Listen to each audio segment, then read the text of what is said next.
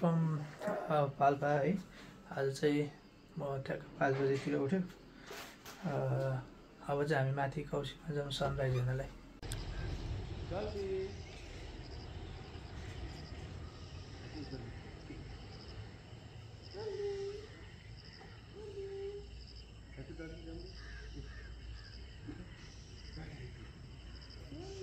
अहिले चाहिँ हामी कौशीमा छ र कौशीबाट चाहिँ यस्तो देखिँदैछ।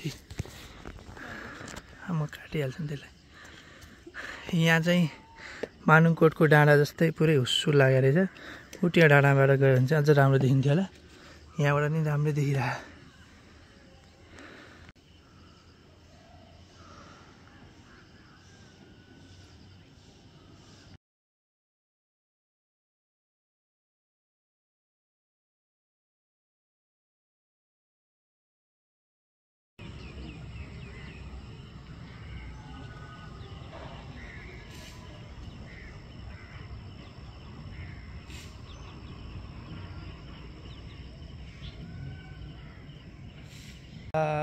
अहिले चाहिँ घाम अलिअलि झुल्किन लाग्यो।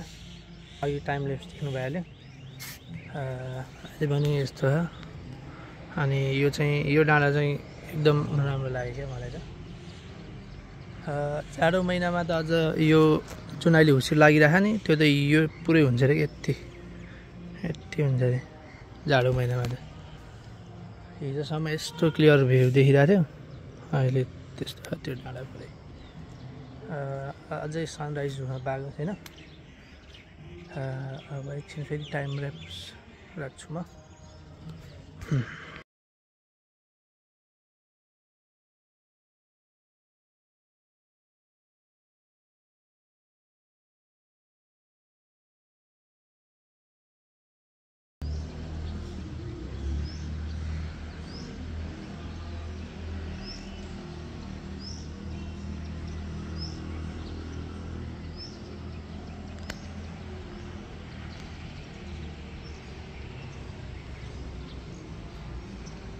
We are all ready to go. चाहिँ हामी माइक्रोबाट पोखरासम्म जान्छौँ। अहिले चाहिँ मस्त घाम उडाइसक्यो यहाँ। अनि यो बादल चाहिँ अझै राम्रै देखिरह हैन, यताको डाँडा। अहिले चाहिँ अब हामी माइक्रोमा जाउँ। कति बजे है? 6:30 भइसक्यो। अहिले चाहिँ हामी पाल्पाबाट त्यहाँ माथिबाट पोखराको लागि निस्किसक्यौँ। र अहिले चाहिँ हामी चिया खानलाई यस्तो खतरा ठाउँमा रोक्नुभयो अङ्कलले। यी पुरै डाँडा काँडाको बिचमा। यहाँबाट चाहिँ तलै पुरै बारी नै बारी रहेछ। मेरो विचारमा यो सबै धानै रोपे हो। धान रोपे हो। अहिले चाहिँ यो म चाहिँ होटलको कौशीमा छु। यहाँबाट चाहिँ एउटा खतरा झुलुङ्गे पुल पनि रहेछ। अब यहाँबाट त्यस्तै 4 घन्टा जति लाग्छ होला पोखरा पुग्नलाई। भनेपछि हाराहारी हामी 12 बजेतिर पोखरा पुग्छौँ। र त्यहाँबाट पनि अर्को बस 1 बजेतिर चढ्ने हो भन्नुमा थियो। यहाँबाट त पुरै भिड रहेछ।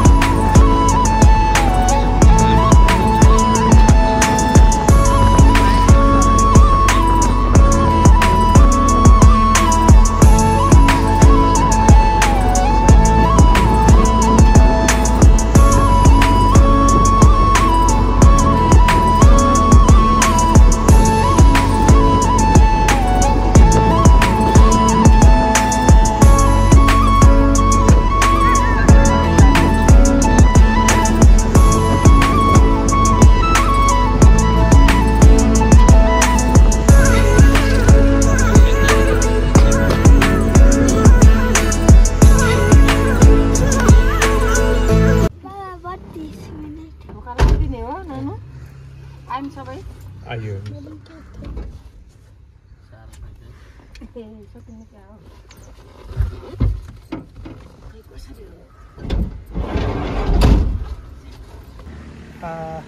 लगभग 4 घन्टा जति भएर हामी आइपुग्यौँ। अहिले चाहिँ हामी एकछिन रेस्टको लागि उत्रेको हो यहाँ। कहाँ पुग्यो केही नलेजै छैन अहिले। यहाँ चाहिँ खतरा गाउँ छ एउटा। यहाँ चाहिँ खाजा खाने होटल रहेछ, तर हामी यहाँ खाजा चाहिँ खानौँ।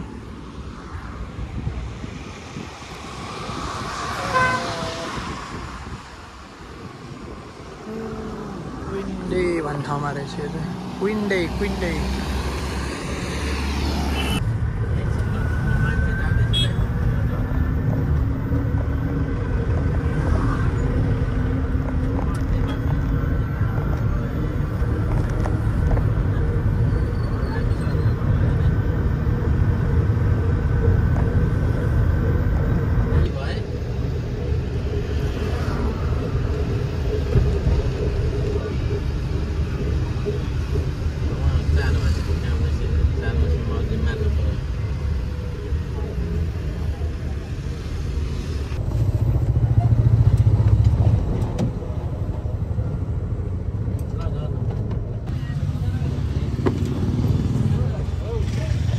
तपाईँ त्यो बोक्ने कि म त्यो बोक्ने?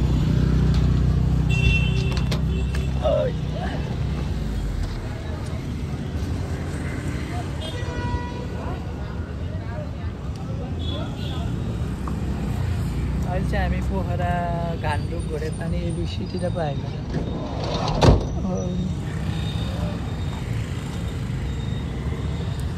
यहाँबाट कहाँ जाने अब हामी?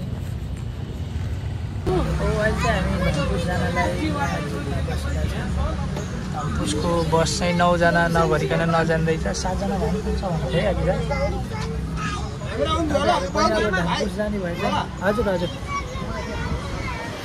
अलि चाँडै आएर जिपहरू बुक गर्ने हिसाबले आउनुपर्ने रहेछ।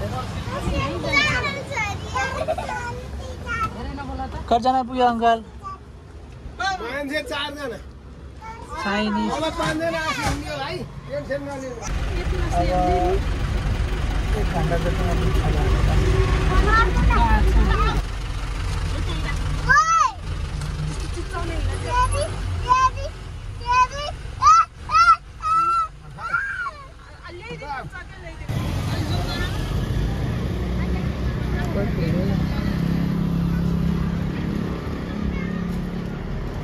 यसको सिन हेर्दा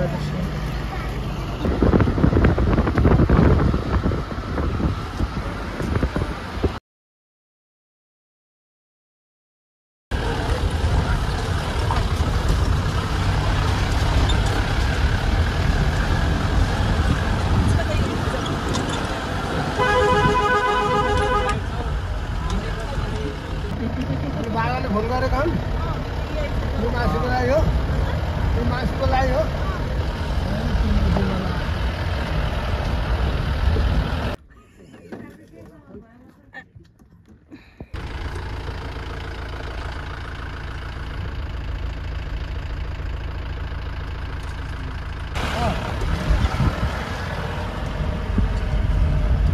नानी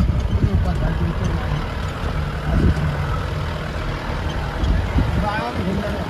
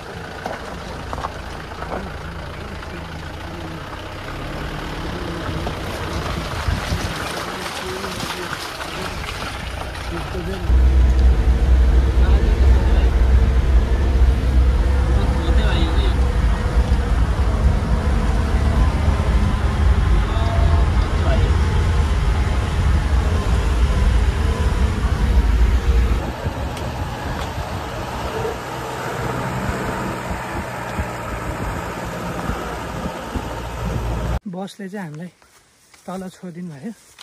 अब हाम्रो चाहिँ यहाँबाट हाइकिङ सुरु। लट्ठी लिनु पनि लट्ठी लिएन है।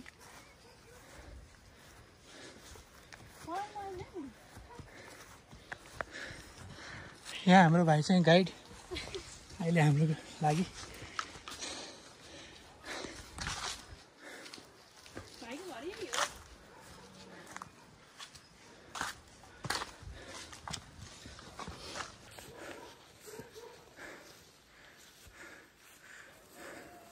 यो के हो रे? यो कोडोहरू गरे यहाँ।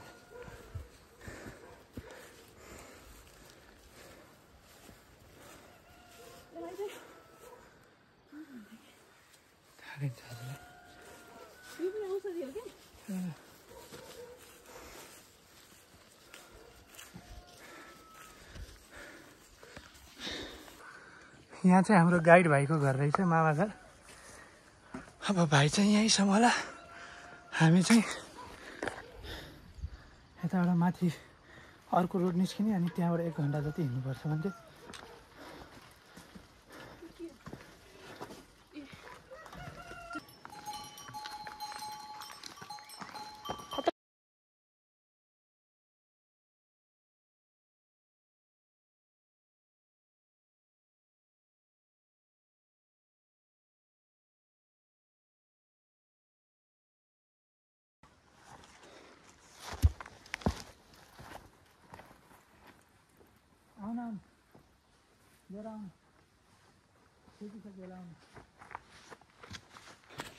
अहिले चाहिँ हामी आधी जङ्गल जति आइसक्यौँ।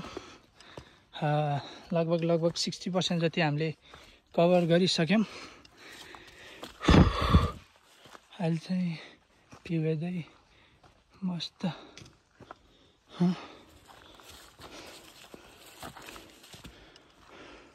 अघि चाहिँ हामी धम्पुसमा उठेको थियौँ। यहाँबाट जङ्गलको बाटो हुँदै हामी चाहिँ अहिले पिक्तम देउराली जुन चाहिँ 2100 मिटर छ त्यहाँ आएको रहेछौँ हामी चाहिँ। भ्यू यस्तो अहिले सर हावा बगिरहेको। मैले चाहिँ त्यो कालो टी सर्ट उकालेँ, पुरै पसिनाले भिजेको थियो पछाडि ढाडमा। हिमाल चाहिँ नदेखिँदै रहेछ अहिले, भोलि बिहान देख्ला नि त। अहिले चाहिँ अघि यहाँ डाँडा हुँदै आयौँ हामी आज। अब माथि रुम जाऊँ, नुहाइधुवाइ गरौँ। यो चाहिँ view point, nice view laws and resort. Finally अहिले चाहिँ हामी फ्रेस भयौँ र अलिअलि जाडो छ। अहिले चाहिँ खतरा भ्यू देखिरहेको साँझको। यहाँ चाहिँ घाम लगाइरहेको यस्तो। यहाँबाट चाहिँ अब सनसेट भइरहेको खतरा। पछाडि सनसेट। जस राम्रै रुम लिएँ मैले चाहिँ। त्यहाँको बाल्कनी पनि रहेछ यहाँ।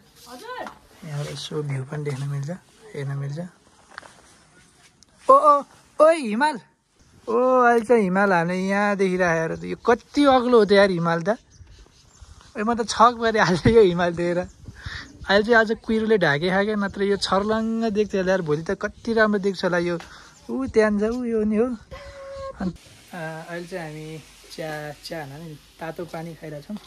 अब यहाँ आमाले के बनाउनु हुँदैछ नानीहरू।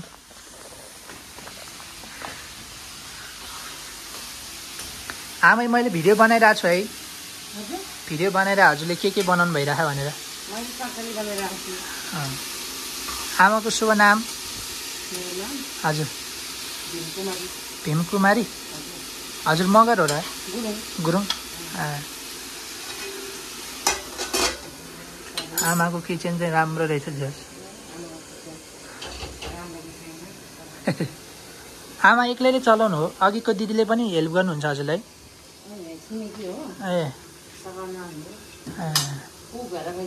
हजुर।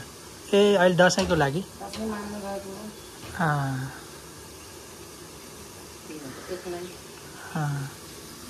नत्र भने चाहिँ हेल्पर रहेछ भने चाहिँ होइन।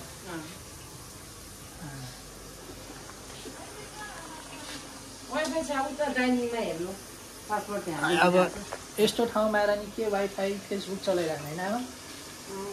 अहिलेको मान्छे फेरि मलाई फेरि यस्तो ठाउँमा घुम्न आएपछि यो वाइफाई त्यस्तो त मतलबै हुँदैन।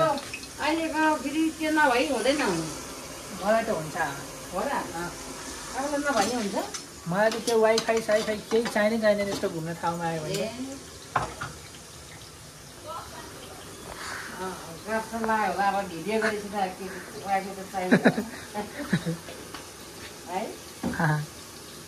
साउन्ड त चाहियो चाहिन त चाहियो त्यति आवश्यक चाहिँ छैन त्यति साह्रो युज छैन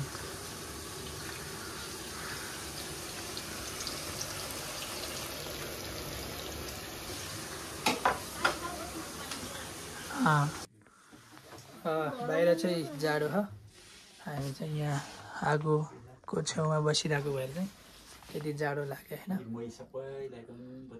यहाँ हामीहरूसँग गफ गरेँ एकछिन अब खाना पाकिन्छ खाना खाने यो घरलाई चाहिँ मलाई ठ्याक्कै हाम्रो पुरानो पुरानो घर ठ्याक्कै त्यस्तै याद आइरहेको यो काठहरूले बनाएको अनि यो चुलो यो ग्यास ठ्याक्कै त्यही भएको छ यहाँ त यति यसरी नबसे त जाडोले मलाई त जाडोले छुन्छ जस्तो लागिरहेको यति चिसो हावा आइरहेको यहाँबाट अझ टोपी पनि लगाएको मैले एकदम चिसो छ